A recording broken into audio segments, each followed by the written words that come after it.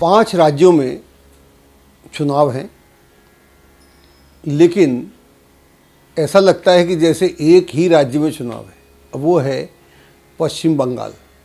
BJP पिछले 6 साल से रूल कर रही है और पूरा देश ही, लगभग पूरा देश ही उनके कब्ज़े में है, ऐसा बोला जा सकता है।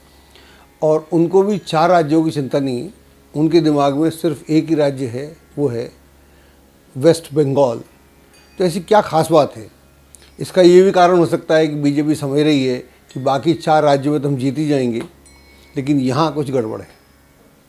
इसलिए प्रधानमंत्री से लेकर जितने भी इम्पोर्टेंट लीडर हैं वहाँ पर, वो सारे वेस्ट बंगाल पर अपना फोकस बनाए हुए हैं, ना केवल अब से बल्कि पिछले 2 साल से बड़ी ज़ोर के साथ। और उधर ममता बनर्जी, जिनका ये तीसरा टर्म होने वाला है, हो या ना हो अलग बात है, 2 टर्म से वहाँ पर मुख्यमंत्री हैं और उनको अपनी सत्ता बचाने का बड़ा भारी इम्पोर्टेंट उनके दिमाग में जुनून भी है और होना भी चाहिए, क्योंकि हम पिछले कई समय से देख रहे हैं कई राज्यों में एक ही मुख्यमंत्री, एक ही पार्टी 4-4 बार रह जाती है, तो ऐसी कोई बड़ी बात भी नहीं। तो ममता बनर्जी के सामने ये चैलेंज है कि दोबारा सत्ता पे कैसे आएँ, और बीजेपी उनको अब 10 से करने पे पूरी तरह से आमादा है। और अभी कुछ दिन पहले नंदीग्राम में, जहाँ से वो चुनाव लड़ने वाली हैं, ममता दीदी चोटिल भी हो गई। उनका ये कहना है कि मुझे धक्का दिया गया, लेकिन इलेक्शन कमीशन बोलता है कि ऐसा कोई प्रूफ हमारे पास नहीं है, लेकिन चोटिल तो वो हुई। और उनका जो पैर है, लेफ़्ट पैर, शायद बायां पैर, उसमें प्लास्टर चढ़ा हुआ है और आजकल वो व्हील चेयर पे अपना प्रचार प्रसार कर रही हैं। अभी मैं सुन रहा था, उन्होंने बोला था कि मैं, बोलती रहती हैं खैर, कि मैं बंगाल की टाइग्रेस हूँ और सिंघनी हूँ, शेर हूँ, शेरनी हूँ। और उन्होंने बोला, एक तो मैं शेरनी हूँ और अब मैं घायल शेरनी हूँ, और घायल शेरनी बड़ी ख़तरनाक होती है। और इधर मोदी जी का जलवा पूरे देश में बरकरार है और उनके लिए किसी भी प्रदेश में सत्ता को प्राप्त कर लेना कोई बड़ी बात नहीं है। ऐसा हम कई राज्यों में देखते चले आ रहे हैं। अब ये क्या होगा, ये एक बार ऐसा लग रहा है, पहली बार शायद बराबर की टक्कर है प्रधानमंत्री मोदी के लिए और ममता को अपनी साख बचाने के लिए।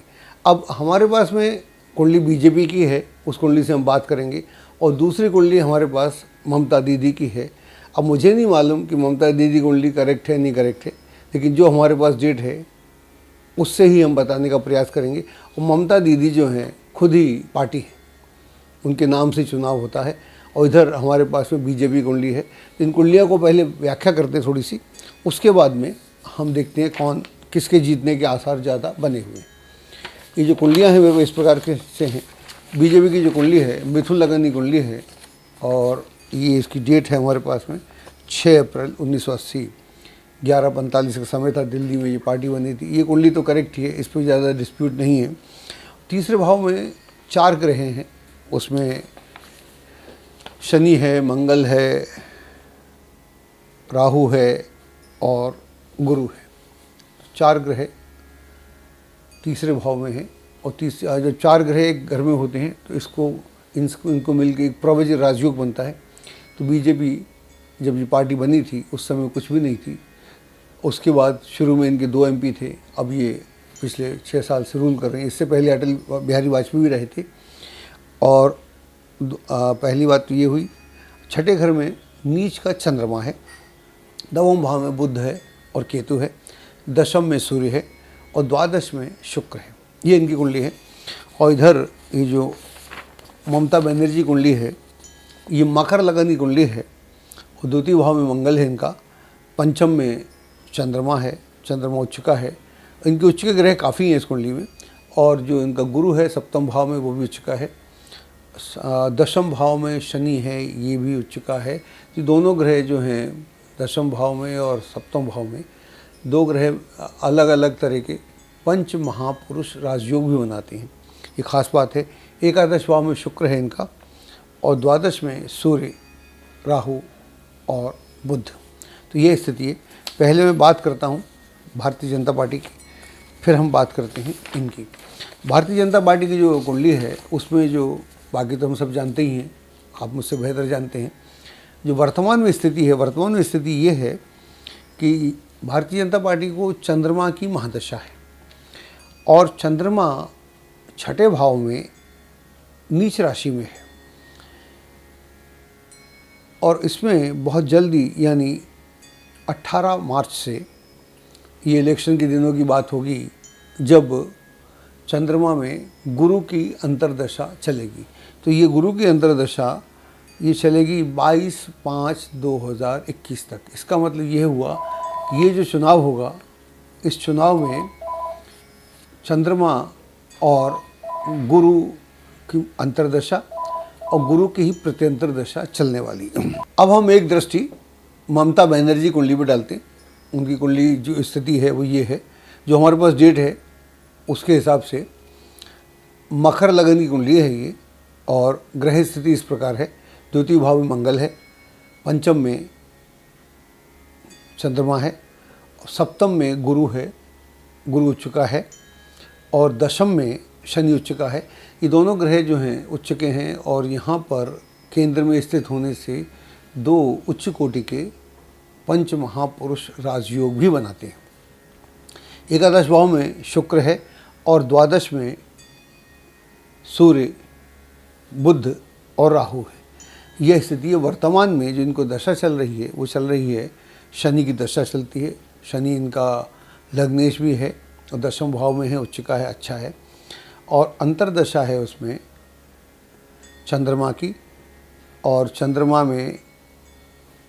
चंद्रमा में शुक्र की अंतर्दशा है।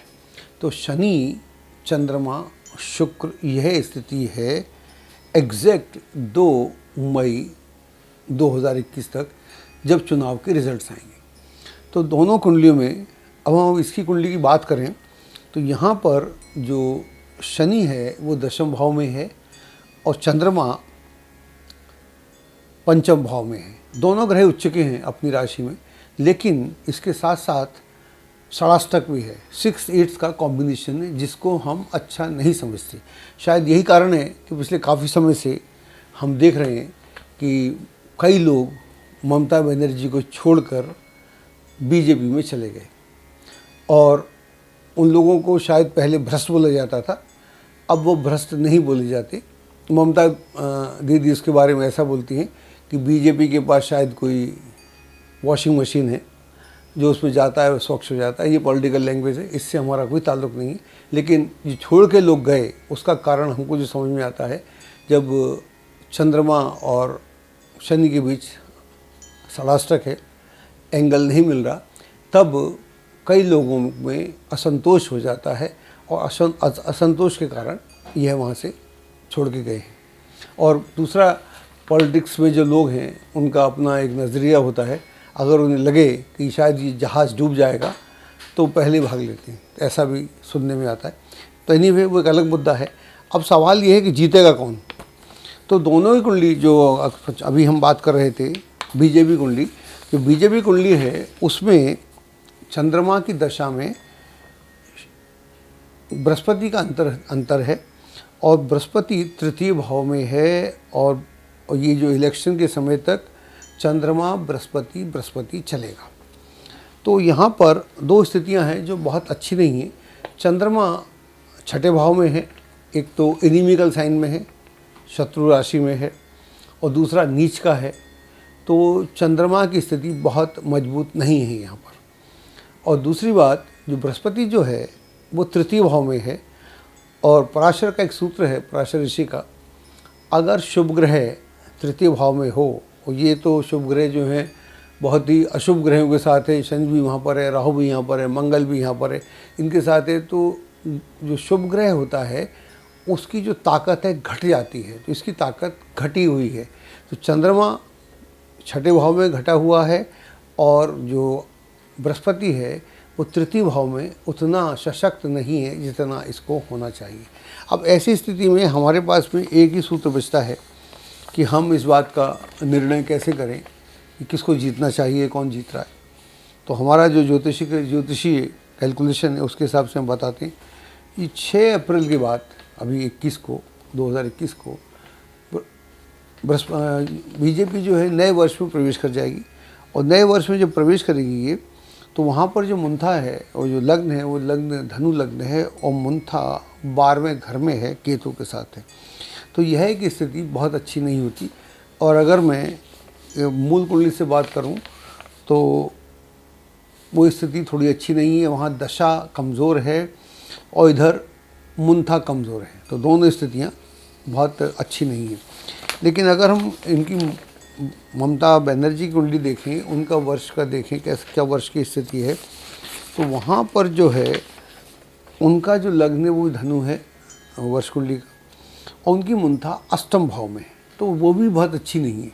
तो दोनों तरफ से अगर हम देखते हैं तो दोनों ही कुंडलियाँ कमज़ोर हैं, मतलब दोनों कुंडलियाँ मजबूत नहीं है। ऐसा नहीं कह सकते कि एक ही पार्टी जीतने वाली, बीजेपी जीत जाएगी या ममता दीदी जीत जाएंगी, ऐसा बिल्कुल नहीं कहा जा सकता।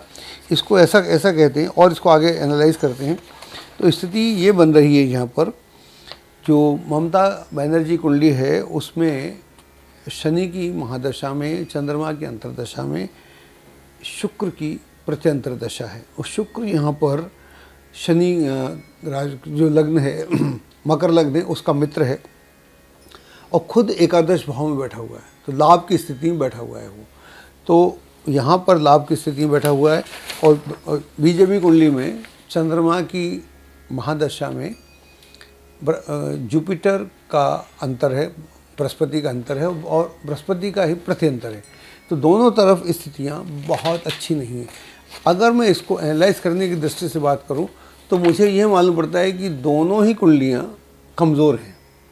तो किसी की भी जीत ऐसी नहीं हो रही कि बिल्कुल आप एकदम से धड़ल्ले से जीत गए, ऐसा नहीं हो रहा। मुझे ऐसा लग रहा है कि ये बड़ा कांटे का मुकाबला है और कांटे के मुकाबले में कोई भी मजबूत नहीं है, दोनों ही कमज़ोर हैं। लेकिन अगर और एंगल से देखें, इधर ममता बनर्जी चोटिल भी हो गई हैं, तो हम देखते हैं कि अगर कोई नेता चोटिल हो जाए या जेल में चला जाए तो फिर उसको इलेक्शन के दिनों में फ़ायदा हो जाता है। ये हमारे अनुभव की बात है। तो हमको लगता है कि यहाँ पर ममता दीदी का पलड़ा भारी है, लेकिन वो सेल थ्रू होंगी, बिल्कुल मार्जिन पे जीतेंगी, ऐसी कोई लैंडस्लाइड विक्ट्री नहीं हो रही। बीजेपी भी अगर हारेगी तो बहुत कम मार्जिन से हारेगी, लेकिन डेफिनेटली बीजेपी की स्थिति मजबूत होने वाली है यहाँ के इलेक्शन में। लेकिन हमको नहीं लगता कि बीजेपी जीतने वाली है। हमको लगता है शायद ममता बनर्जी को तीसरा टर्म अपनी दम पर निकाल लेगी। एस्ट्रोलॉजी की सटीक जानकारी के लिए विश्वविख्यात एस्ट्रोलॉजर अजय भांबी के YouTube चैनल ABC चैनल को सब्सक्राइब, लाइक और शेयर करें। लेटेस्ट अपडेट के लिए बेल के बटन पर जरूर क्लिक करें।